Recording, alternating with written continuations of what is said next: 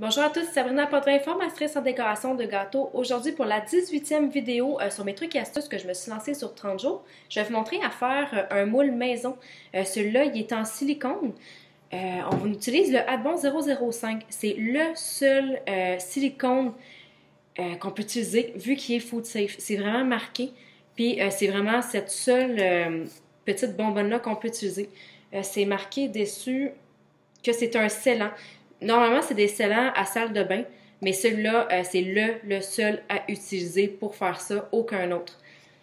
Donc, je vous explique aujourd'hui comment le faire. Je vais vous le montrer seulement dans une formation complète pour ça. Vous avez besoin de mélanger une partie égale de fécule de maïs et de Adbon 005.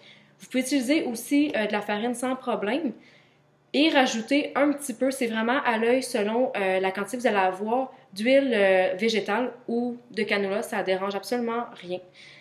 Pour faire votre moule, vous pouvez prendre un bol, tout dépendamment de la grosseur de l'objet que vous avez à faire, et par la suite mettre la pâte que vous avez faite dedans dans le bol. Selon ce que vous faites, moi ici j'avais fait des Legos, c'est mon premier moule à vie que j'ai fait. Donc j'ai seulement, j'en ai mis sur une plaque, j'ai mis mes Legos dedans et j'ai coupé par la suite. C'était vraiment rapide et simple. Il est loin d'être parfait, mais c'est un moule vraiment très pratique à utiliser. Donc essayez toujours d'utiliser des gants, vu que c'est quand même un scellant à salle de bain, c'est quand même assez... c'est un peu plate pour les mains, donc mettez des gants, par la suite jetez-les tout simplement.